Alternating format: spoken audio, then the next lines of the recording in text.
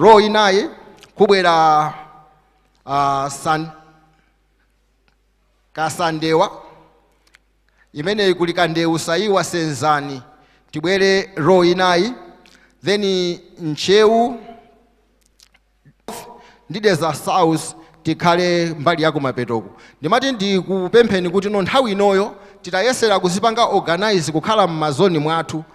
Mwina ngati simunamve bwino yang'anani amene ali ochokera mu zoni yanu mukakhale pamodzi kuti no business yathu ikhale yopepuka kuchita kwake.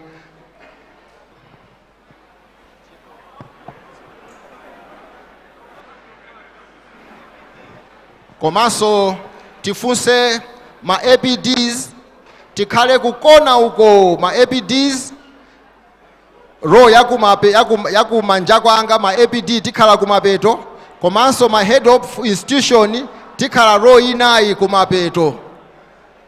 Ma APDs ndi ma head of institution tiyeni tipite kumbuyo uko tikazikhale malo athu kumeneko.